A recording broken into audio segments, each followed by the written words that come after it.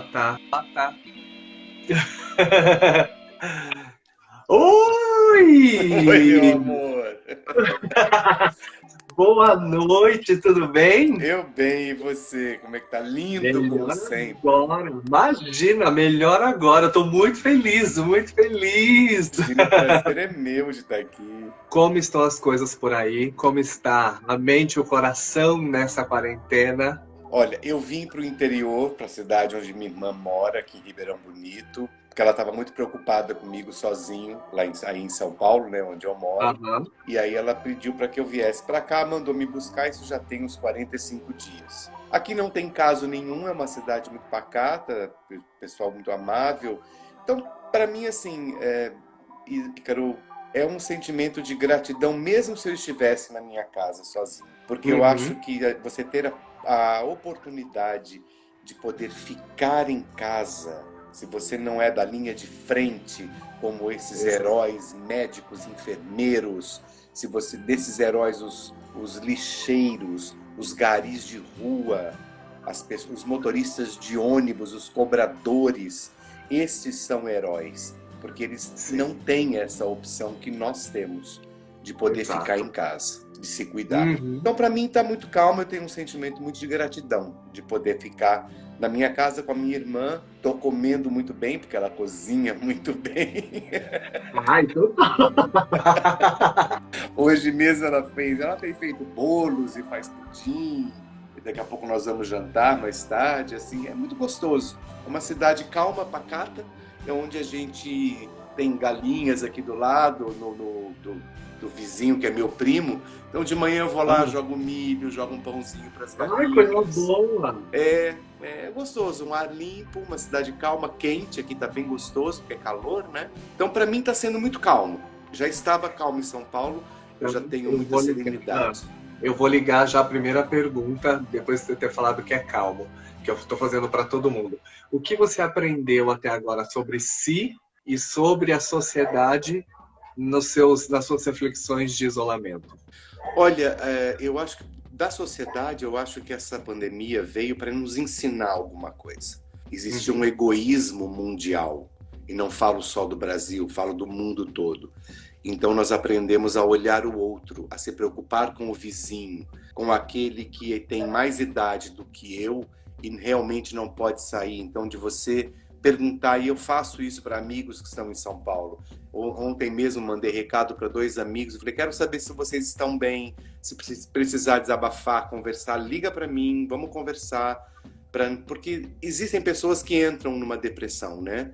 Então eu acho que Sim. foi para nos ensinar alguma coisa. O mundo jamais será o mesmo. Eu acho que a Terra inteira estava precisando de um isolamento do ser humano, porque Uhum. muitas coisas na natureza melhoraram.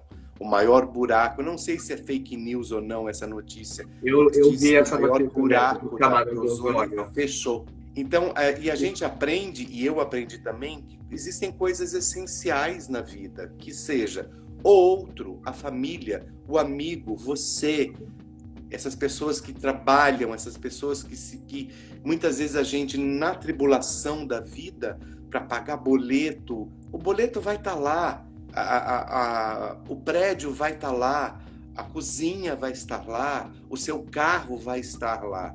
Mas se você não se cuidar, você não vai estar lá. Então eu Exato. E acho a que gente aprendi vive sempre no fim do mês, no fim da semana, isso. quando tiver. E os dias vão passando e você não vive esses dias, né? Exatamente. Hoje em dia a gente tem que viver os dias. E todos nós Aham. brasileiros somos muito privilegiados, porque não é uma guerra, é só uma coisa que vai passar. Não estão Uhum. pedindo para que nossos filhos, nossos irmãos mais novos vá para o fronte para matar pessoas. Nós não estamos passando a necessidade de ter que ficar com uma casa e cair uma bomba. Não existe uma matança, um medo. O medo existe do contágio, né, que é o natural. Então só está sendo pedido para que a gente fique em casa. É só isso.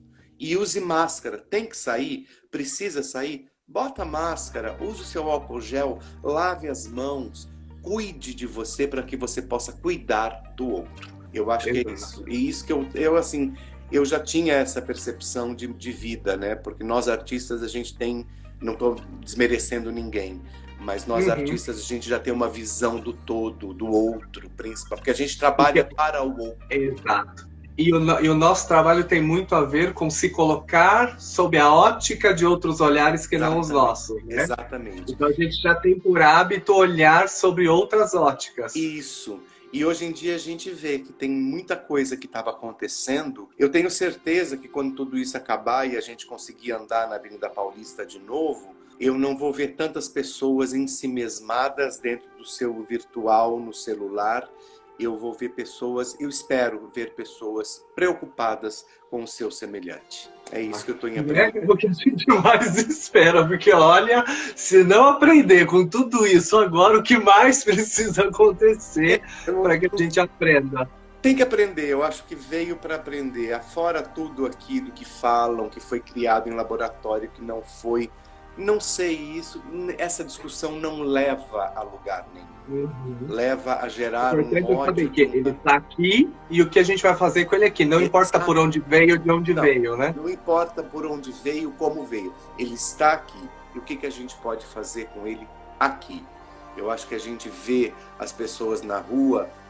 Eu já fazia isso, assim, quando andava na Paulista e almoçava em algum quilo que tinha por ali. Eu terminava de almoçar, eu montava uma marmita e andava pela Paulista até a Brigadeiro para pegar meu ônibus. Sempre tinha alguém morando em situação de rua que eu entregava aquela marmita. E hoje em dia eu via muita gente que não vê aquelas pessoas. Antes de tudo isso acontecer, Ícaro, eu estava saindo de casa para ir fazer dublagem e os garis estavam varrendo a rua da minha casa, a minha rua ali onde eu moro, né? E eu passei por eles e falei, bom dia, bom dia. A cara deles, porque alguém deu bom dia para eles, era de espanto. É muito fora do habitual, né? Exato, porque as pessoas não olham, é como se não existissem. Eu acho que isso veio para ensinar que existem pessoas no mundo além de mim, além de você, além do interesse, né? Eu acho interessante, eu vou cortar, antes de perguntar muito sobre a sua história, eu vou perguntar sobre a função da arte. Porque eu acredito que tem duas frentes hoje que fazem o mundo rodar. A frente principal, que é a que a gente está falando, médicos, da ciência, né? Médicos, as funções que não podem parar, garis, caixas de supermercado, de farmácia, sim. etc.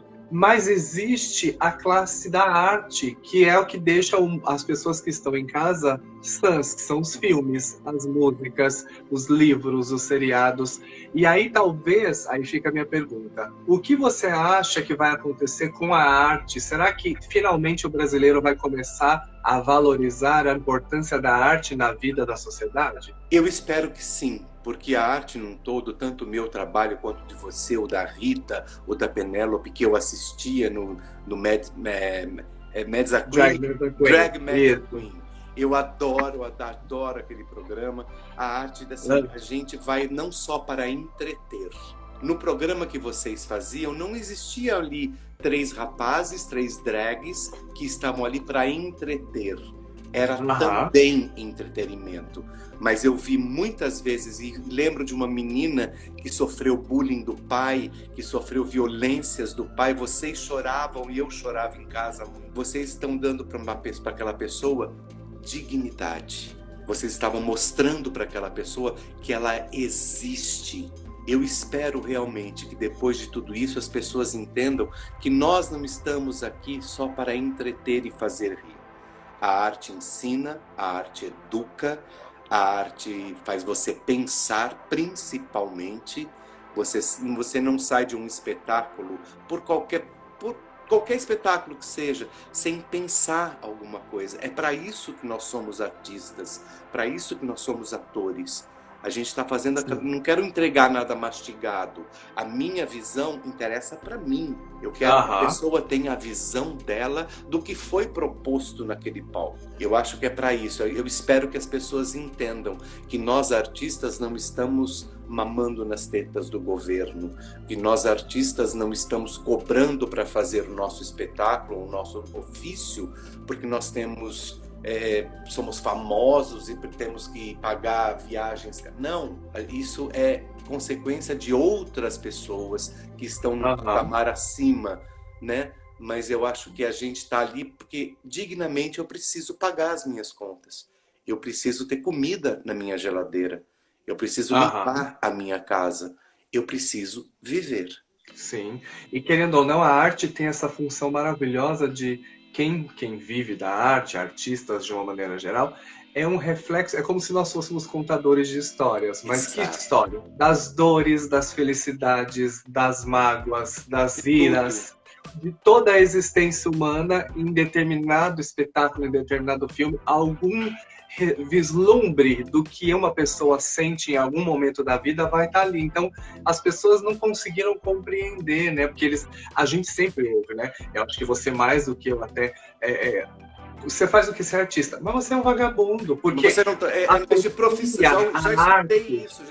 Você é o quê? Ator? Sim, mas de profissão. É como se fosse um hobby. Pois é muito baixo isso, entendeu? É nivelar a gente numa seara como se a pessoa não entendesse a importância, a mesma importância que tem o cobrador de ônibus, o gari, a balconista do caixa, a balconista da farmácia, os médicos que numa hora dessa estão tentando te trazer para a vida pessoas que estão pedindo a Deus e lutando para poder voltar para casa. É a mesma importância, guardadas as devidas proporções. É só isso. Não é porque é uma drag queen que ela é um palhacinho, ai, que engraçado. Não, eu vi muito isso. Tem uma história. Eu vejo o que você faz, o seu trabalho, o da Rita, o da Penélope, e da Silvete Montilla, da Thalia Bombinha. Tem uma história ali, tem um porquê ali. Nós estamos aqui também para tirar a pessoa daquela, de repente, daquela tristeza. Ou fazê-la refletir sobre algum aspecto da vida através do lúdico, que é isso aqui. Exatamente. E aí nós somos apontados, nós somos alijados, nós somos os vagabundos, nós somos os que mamam na teta do governo. Desculpa, eu só mamei no seio da minha mãe quando eu era pequeno. Depois eu aprendi como é que tinha que viver. Falando em seio de mãe, como foi a coisa de ser ator? Eu sei que a sua família tem uma longa aí caminhada já na televisão, no rádio, em uma série de outras coisas, está sempre ligado a essa área. Você teve influência ou foi natural isso de ser ator? Como foi a decisão? Eu costumo falar que 70% é genético.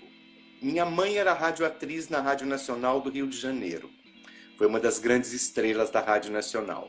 Com ela aprendi a inflexão, com ela aprendi a decorar um texto, a respeitar essa profissão. Meu pai era o sonoplasta das novelas dela e se apaixonaram no Rio de Janeiro, vieram para São Paulo, casaram. Meu tio Blota Júnior era o apresentador de televisão, minha tia Sônia Ribeiro, apresentadora junto com ele. Então, Ícaro, 70% é genético. Foi impossível não seguir. E dos 6 filhos que meu pai teve, eu fui o único que seguiu a área artística. É o único. De todos os meus primos, eu tenho minha prima, Sônia Blota, que é uma repórter da Bandeirantes, maravilhosa. Tereza Maria, que é uma prima minha também, que é cantora, canta na noite, grava CDs. Então, acho que da minha família toda, dos primos e tudo mais, só nós 3 estamos dentro de cada um da sua área. E os outros 30%, eu acho que é sorte e persistência. E nessa persistência, a sua primeira novela na TV foi Fascinação em 98, é isso? No SBT? A primeira que foi ao ar. A primeira que eu gravei foi Pérola Negra. Pérola Negra. Tá. Isso, Pérola Negra eu gravei, acho que era 94, 95. E essa novela nunca tinha ido ao ar, ela ficou engavetada há 1 ano. E eu já tinha feito Fascinação. Sim, aí Fascinação era uma novela que a gente ia gravar para não ir ao ar. De repente, numa externa, a gente estava fazendo um casamento e o nosso diretor, o saudoso Henrique Martins, foi chamado no SBT e a novela estrearia na outra quarta-feira. A gente não tinha o primeiro capítulo gravado inteiro. Então, a primeira que eu gravei foi Pérola Negra, mas a primeira que foi ao ar foi Fascinação. Eu já estava na Globo fazendo Sandy Júnior quando colocaram Pérola Negra no ar. Gente, então tudo aconteceu ao mesmo tempo. Já que veio de uma vez. Tudo ao mesmo tempo. Foi muito louco, porque assim, eu gravando Sandy Júnior e estava no ar no SBT fazendo o vilão Zacarias, né? Tanto que o diretor artístico um dia encontrou comigo e falou assim, Blota, me ligou. Blota, você tá no ar numa novela? Eu falei, estou. Não, é que eu não assisto, mas as minhas filhas adoram essa novela. Como é que você tá? E eu usava cavanhaque, tá? E na novela, não.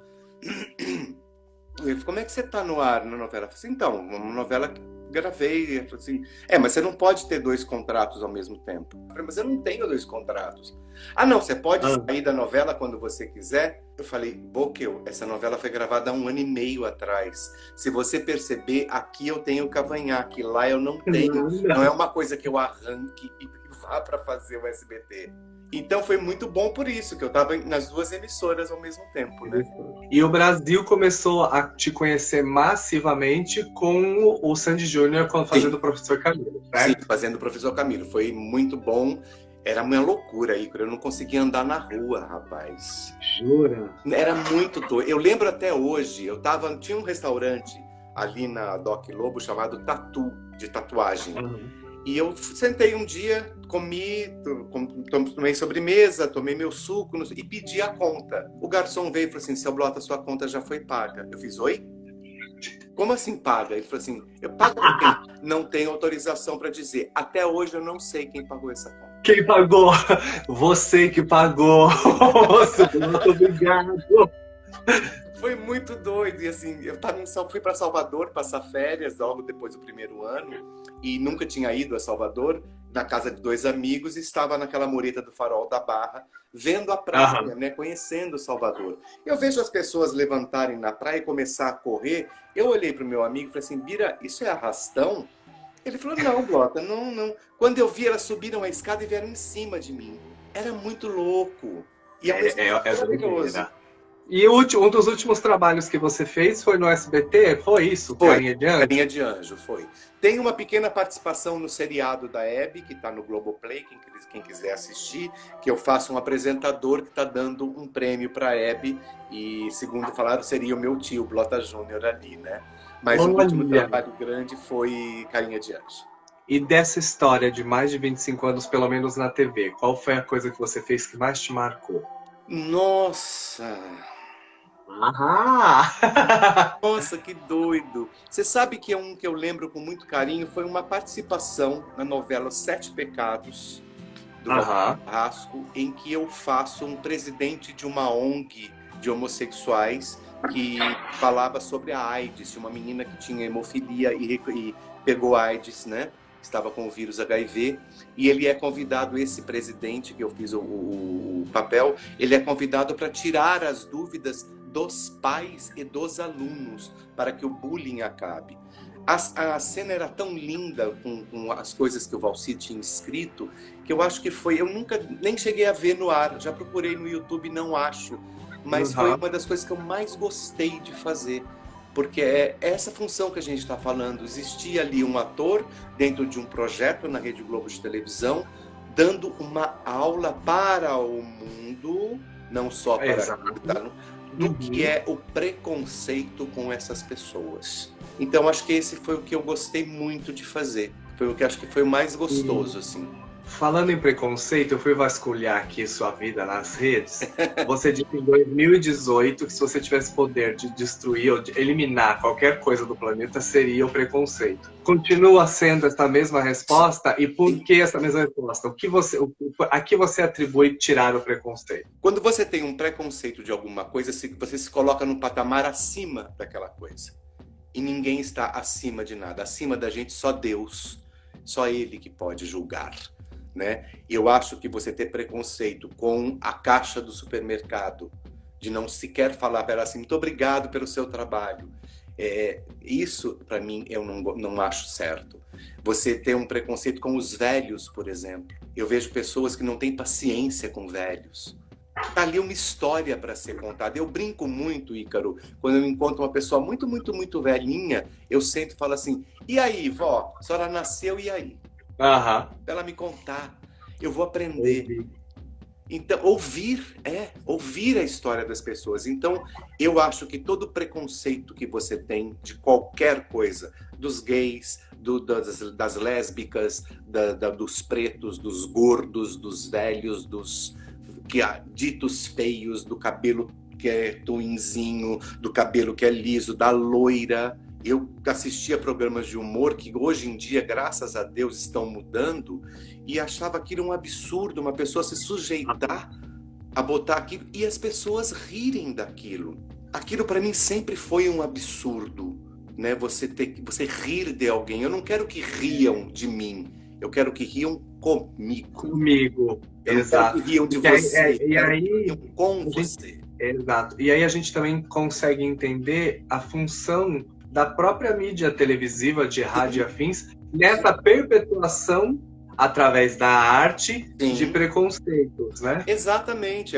São pessoas que estão pensando errado no que é a arte em si. Vamos fazer humor? Vamos. Tem tanto humor inteligente. Tem um humorista da década de 60, Zé Vasconcelos, ele contava piadas e causos que você se mata de dar risada até hoje, sem denegrir a imagem de ninguém. Entendi. Chico Anísio, para mim, que é o melhor ator do mundo, porque ele tinha 200 personagens que contracenavam entre si. Então, este cara é o maior ator do mundo. Quando ele fazia esse tipo de piada, não era para rir da pessoa. É para que você entenda que o que você está pensando, está rindo, é errado. Aham. É bem por aí. É engraçado que você falar isso, que eu estava pensando nessa história do humor atrelado à reflexão, à arte, e inserir reflexão. E as pessoas até hoje talvez nunca se deram conta, porque, por exemplo, na própria escolinha do professor Raimundo, a frase final é sempre e o salário, ó. E até hoje as pessoas não falam assim, gente, todos os dias ele jogava na nossa cara a falta de valorização à educação e aos professores. Exatamente. E ninguém fazia nada. Nada. Era só um bordão. Ele passava por tudo aquilo com aqueles alunos que tinham a realidade deles, da inteligência dos personagens que ele escrevia, e ele falava assim, um professor que atura tudo isto, jocosamente falando ali, coisas piores acontecem, a gente só vê televisão ou ler jornais que a gente vai saber, que na verdade você vai ficar sabendo que o salário, ó, e até hoje o salário, ó. Exato, olha quanto tempo se passou e o bordão continua real e atual. O bordão é real e o salário é real. Porque é um absurdo você ver políticos ganhando verbas de 70 mil reais e um professor, um médico, uma enfermeira ganhando um salário que tem que fazer 3 hospitais no mesmo dia. Essa inversão de valores é muito estranha. Muito, muito Sim. Eu ainda não consigo entender. Tem uma amiga minha que inclusive está aqui ao vivo, que é a Ash, que ela postou uma coisa essa semana falando, comentando sobre as coisas da internet e postando uma menina que fez um vídeo falando, perdi meu voo para Dubai. Aí eu escrevi para ela, o que mais me choca é você olhar que tem 147 mil visualizações das pessoas querendo saber, ela perdendo o voo. Falei, gente, onde está o peso e medida? Onde está o peso e a medida? Onde está realmente o valor daquilo? Eu vejo coisas, me mandam coisas pelo Instagram, pelo WhatsApp, que eu falo assim, gente, tá, e o que isso acrescentou para a vida de alguém? O que isso acrescenta na minha vida, na sua? E a gente também vive uma inversão de valores digital, se você for Sim. ver, né? Você hoje, muitas vezes, não é contratado pelo seu talento, você é contratado pelo número de seguidores que você tem. Então, ou seja, toda a sua história, toda a sua bagagem, tudo que você estudou, acaba não valendo de nada, porque o que as pessoas querem hoje são seguidores, curtidas, comentários. Sim. Então, eu ainda não consigo entender esse planeta que a gente tem vivido nesse sentido. Não me interessa. Você sabe que antigamente, eu até dei uma entrevista e eu falei isso uma vez, que na época, antes dessa loucura toda de internet, se valorizava a beleza, a bunda dura, o corpinho sarado, a musculatura, não interessava o seu talento. Hoje tem isto e o número de seguidores. Eu sei de um espetáculo que foi montado em São Paulo, aonde as atrizes foram escolhidas pelo número de seguidores que tinham no Facebook. Nem tinha Instagram naquela época, era no Facebook. Meu Deus! E assim, não é que elas não eram talentosas, elas eram talentosas, mas o que eu... Mas não deveria ser esse o critério. O critério devia ser outro. Não foi feito um teste. Nós fazemos testes, é a nossa vida. Não significa que você é bom ou você é ruim. Pode ser que você não seja o physique de rôle daquele papel. Pode ser que você não seja o que o diretor achava que você ia ser. Tudo bem. O artista está... A gente aprende a viver com o não. A viver com a negativa, né?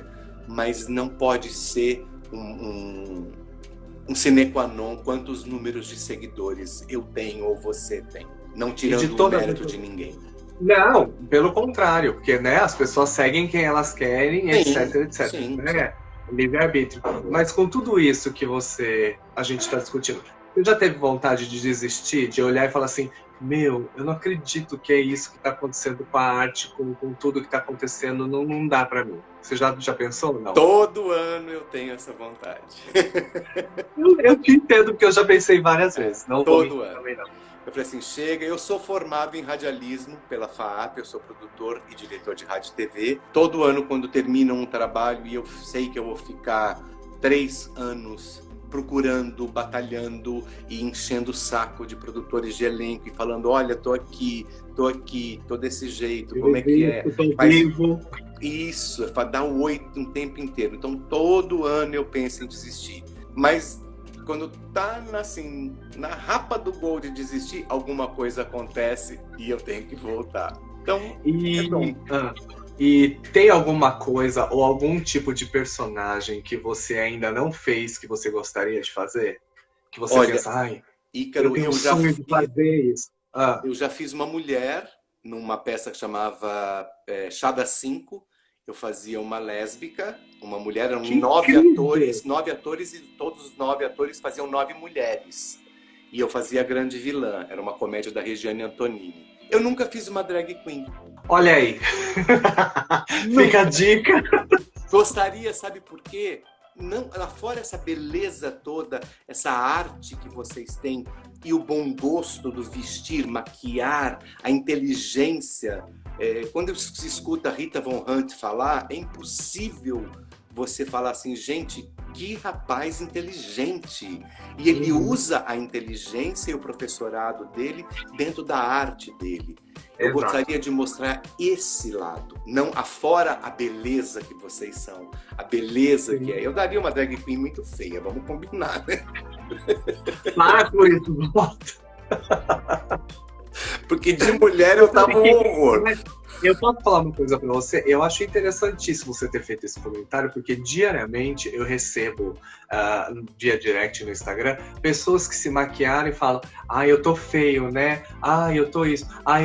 Eu não tô bonito. E eu sempre respondo, e eu acho ótimo, muito válido você ter falado isso, porque a gente pensa o seguinte, a gente tem que parar, porque com a drag queen não é diferente do ser humano sentimental. A gente projeta o ideal de beleza até na nossa drag queen. E a gente tem que entender que se eu fiz e tá do jeito que tá a minha essência idealizada, o que os outros falam ou deixam de falar, a gente precisa parar dessa coisa de tentar provar. É isso que eu quero mostrar, entendeu? Eu gostaria de ter um espetáculo em que falasse disso, em que mostrasse o que é ser drag queen.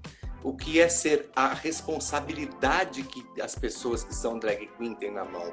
Como tem que ser macho para ser drag queen neste país. E ao mesmo tempo, como tem que ser feminina. A gente usa esse trocadilho pela questão do machismo do país, porque tem que ser muito macho no trocadilho para ser drag queen. Porque como a gente vive num país machista, que é regido por homens para homens, você pegar esses privilégios ou pseudo-privilégios e jogar no lixo, e fazer do feminino o seu ganha-pão e a essência do seu ser, é um embate gigantesco com o funcionamento da sociedade brasileira. Então é um aprendizado diário. É isso que eu gostaria de ter um espetáculo que falasse disso, que mostrasse a responsabilidade e a importância disso, que não é só passar um batom, botar um cílio, uma boa roupa e subir num salto. É muito mais que isso. Até chegar na máscara, tem muita coisa atrás.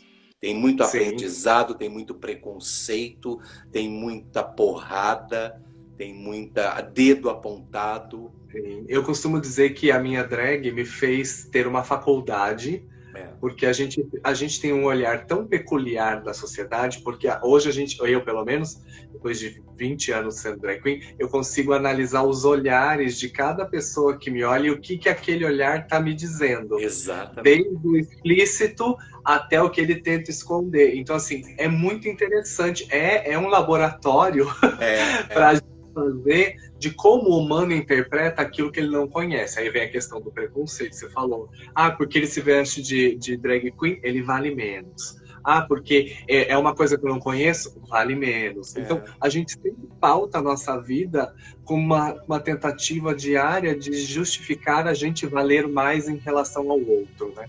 Sim, e tem essa coisa também, para você estar assim numa boate ou numa palestra ou sendo mestre de cerimônias, se tiver um dia que você não acordou legal, porque o Ícaro Kadoshi o cidadão Ícaro Kadoshi, ele tem a vida dele, ele tem a mãe, o pai, ele tem os problemas, ele tem a saúde, mas a gente tem, é a coisa do ator.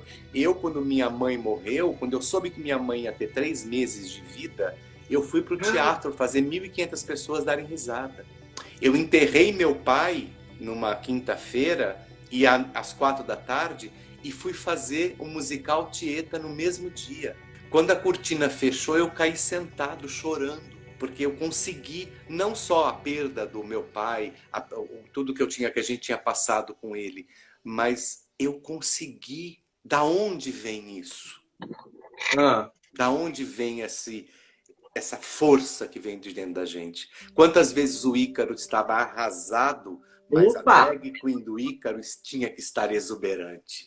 Né? Exatamente. E eu acho, a Nani People fala uma coisa que é interessantíssima e eu levei para minha vida, que ela fala que é em cima de um palco que a gente expurga as nossas dores. Exatamente. Toda vez que a gente sobe em cena e às vezes a gente está com um problema, é ali que a gente deixa, sem perceber. Conforme a gente vai fazendo, a gente vai deixando. É como se fosse um fio terra e vai tirando. E vai tirando. E de repente, fechou aquela cortina, essa energia que foi tirando volta, porque você voltou a ser o cidadão Ícaro. Eu volto a ser o cidadão Geraldo Blota Filho. Então, eu acho que é isso. Eu acho que eu gostaria mesmo de fazer a vida da drag queen. Que interessante. Ó, vamos guardar essa ideia. Vamos guardar essa ideia? Vamos conversar? Vamos conversar nós três? Vamos conversar, você, sim. Rita, Penélope. Com todo o prazer do mundo. Vamos conversar. Para mim ia ser um prazer estar com vocês no palco. Nossa, para, Blota, não fica falando que eu vou cobrar, Blota. Pode cobrar, tô fazendo um Vai ser maravilhoso, vamos conversar sobre isso mesmo. Vamos. E agora eu vou fazer o oposto. Eu já perguntei qual foi o pior momento. Existiu um pior momento? Um pior momento? Talvez sejam esses que você tenha falado, né? Eu acho que sim. Eu acho que sim. De ter que enterrar os seus pais e entrar em cena logo em seguida. A minha mãe foi um dos piores momentos da minha vida, até hoje. Todo dia 16 de dezembro seria aniversário dela, dia 1º de maio foi quando ela foi enterrada, e dia das mães, né? Meu pai também, que teve que ser, infelizmente foi embora, e assim, e isso me ensinou que a vida continua. E não e eu tenho que aprender com isso. É na dor que a gente aprende. Também concordo. É na dor. Se a gente usar a dor como nossa melhor amiga, a gente se transforma muito rápido. Exatamente. Se você ficar no mimimi... E eu já fui de mimimi, tá? Há um tempo, muito tempo. Nossa! Eu era daqueles que, minha vida, não é assim mesmo, eu não consigo nada, não sei o quê. Ícaro, eu não sei como alguém aturava estar do meu lado com uma pessoa dessa. Eu não me aguentava. E de repente eu comecei a ver, falei assim, você é um privilegiado, rapaz. Você tá aí, tá na vida, você chegou até aqui. Se você chegou até aqui, daqui pra frente é pra cima. Uhum. É isso. Então, eu acho que foi. E foi nessas horas que eu aprendi, porque eu tive que estar no palco. Depois que minha mãe faleceu, eu viajei com uma turnê. Então, todas as crises de solidão, de saudades, eu tive sozinho num quarto de hotel. Eu lembro Entendi. até hoje que um dia eu estava muito, muito chateado, fazia o quê? Nem um mês que minha mãe tinha morrido. A camareira virou para mim e falou assim: Lotinha, o que você tem que você está chorando? Eu falei assim: estou com saudade da minha mãe. Ela falou assim: liga para ela. Eu falei assim: não dá mais para ligar. E aí foi que ela virou para mim e falou assim: então vamos ligar junto? Sentou comigo, rezamos. E ela falou assim: fala Ah, para ela, fala tudo que você quiser para ela. Eu falei assim: mas eu não quero falar com ela, eu tô muito... Ela falou assim: então briga com Deus, não guarda para você. Pode brigar, briga com Deus, mas depois faça as pazes com ele, entenda. E que aí que a gente lindo. aprende. E aí você percebe? De uma camareira, que é dita uma coisa baixa dentro de uma produção, dentro de uma Sim. classe, né? Foi ela que me deu uma lição de vida. Gente, e ó, falando nisso, a gente falando de lição de vida, essa semana a gente tem uma reflexão gigantesca que eu acho que você mais do que ninguém pode dizer. Foi a nossa perda do Flávio Migliaccio Sim. e o vídeo gravado pelo Lima Duarte, principalmente falando sobre a arte e por que não fazer um trocadilho na arte de envelhecer nesse país. Exato. E como a arte trata as pessoas que envelheceram. Você sente isso? Sim, sim, sinto. Tem muitas vezes que eu já escutei assim: ah, não, mas você já está muito velho para fazer esse tipo de coisa. Quem falou? Quem Meu disse? Deus. Já ouvi. E eu não tinha os 60 que eu tenho hoje, tá? Eu já devia ter uns 40 anos. Eu fui fazer, numa dessas vontades de deixar, me inscrevi, tinha uma agência, uma produtora, que estava precisando de um produtor de eventos. Então eu mandei meu currículo e fui chamado. Cheguei lá e conversando com a menina, dei ideias para o evento. Ela falou assim: Blota, suas ideias são ótimas, mas a gente está precisando de alguém mais moço. Gente! Ícaro, chegou um aqui, ó. Te juro por Deus. Chega aqui.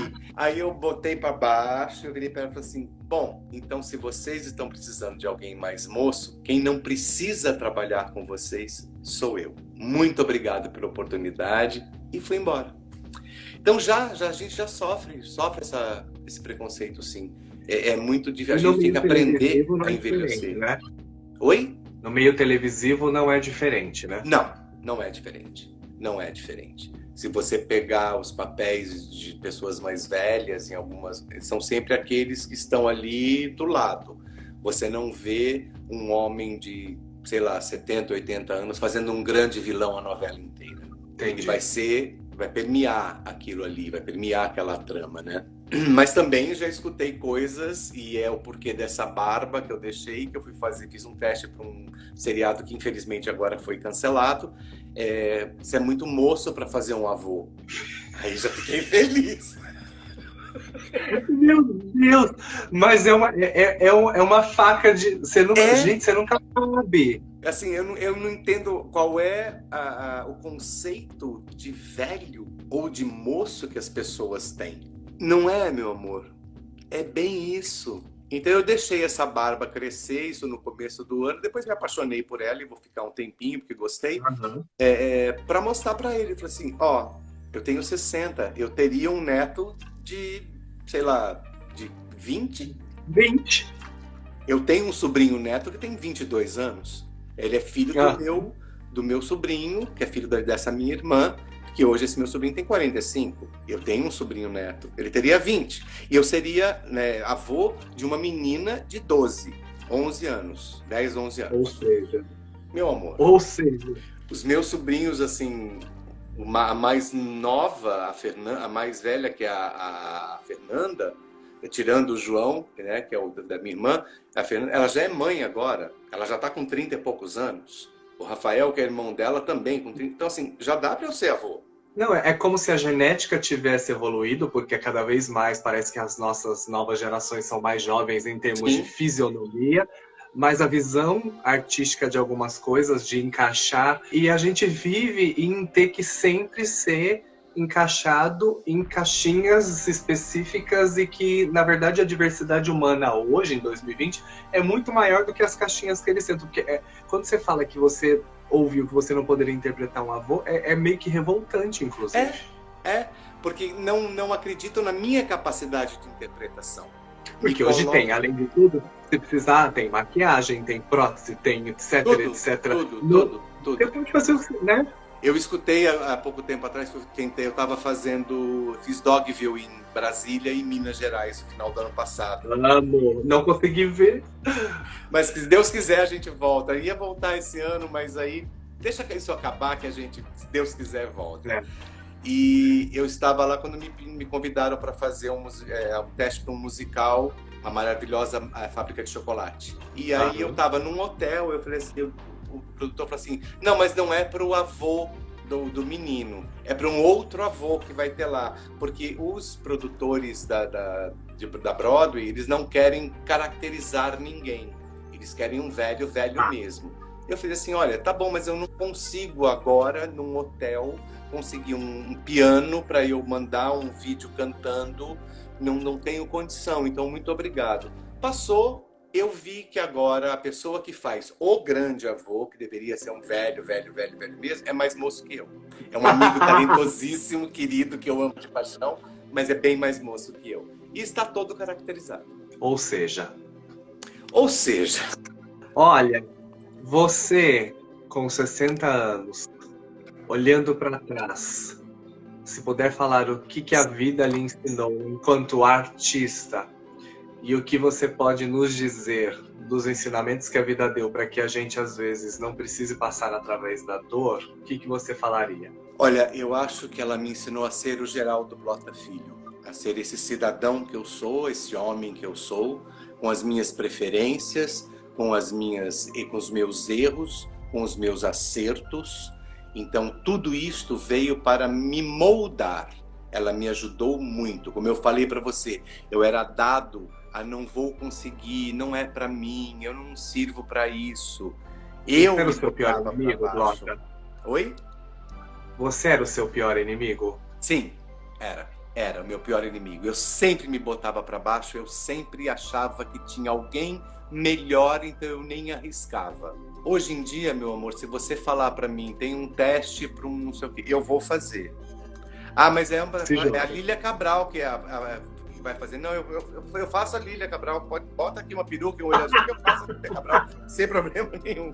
Hoje em dia, eu não deixo mais. E isso me ensinou e a vida me deu presentes contra isso.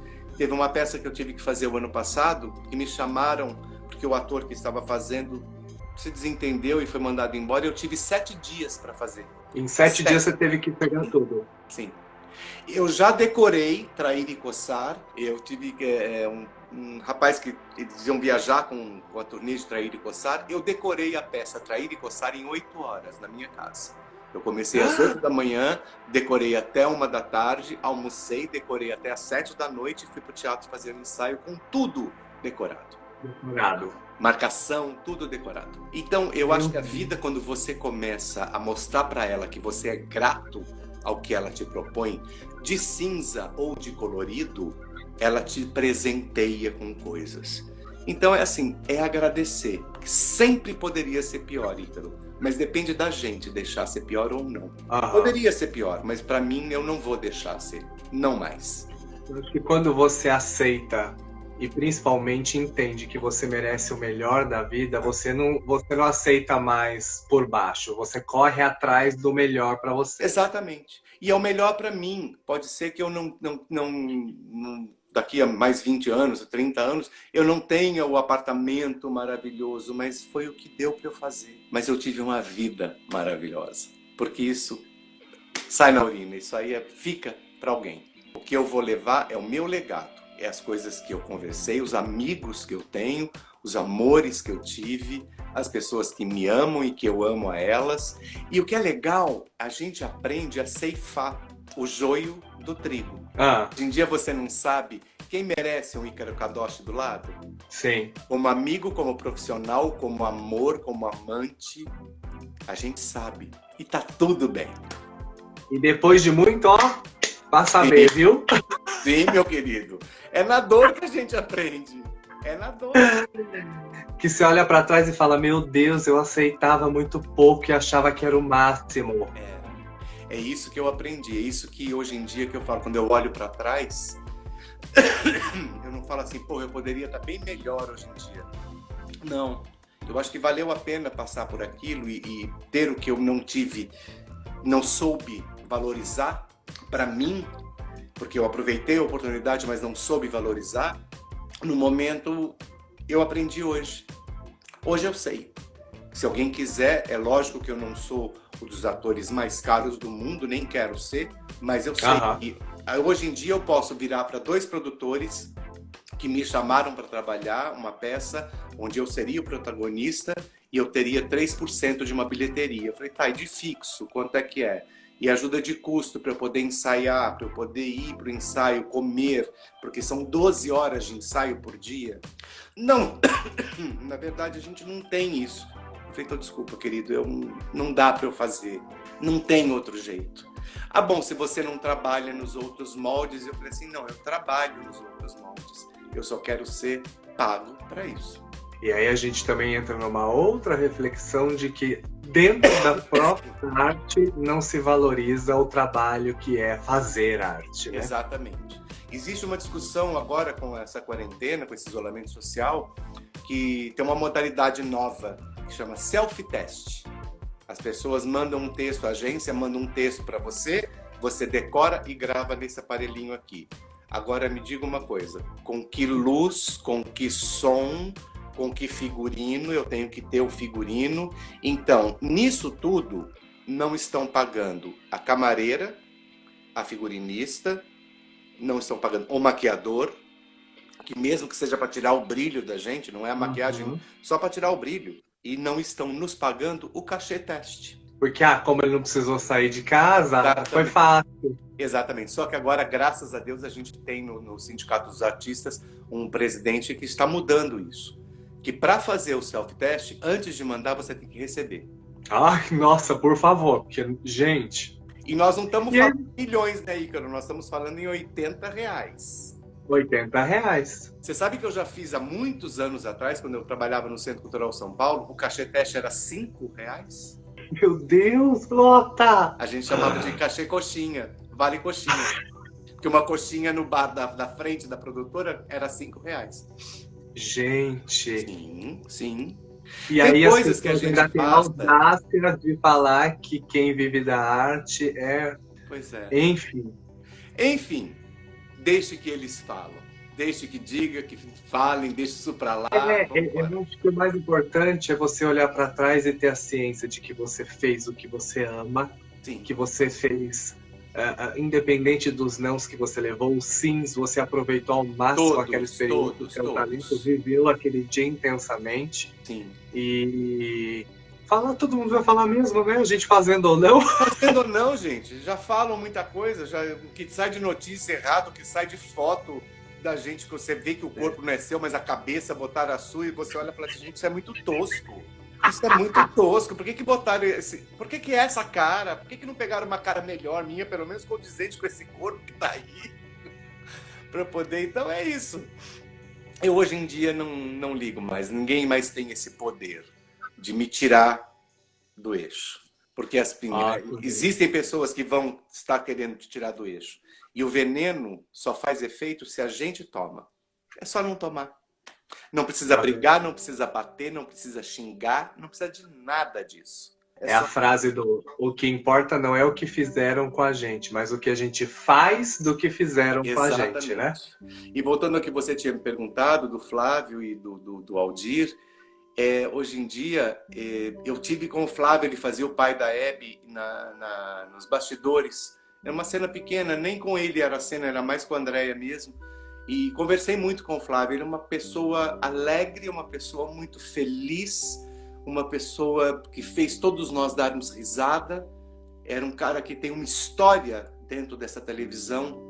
Ajudou a escrever o nome da Rede Globo, ajudou a escrever o nome do cinema nacional, ajudou a escrever o nome do teatro brasileiro.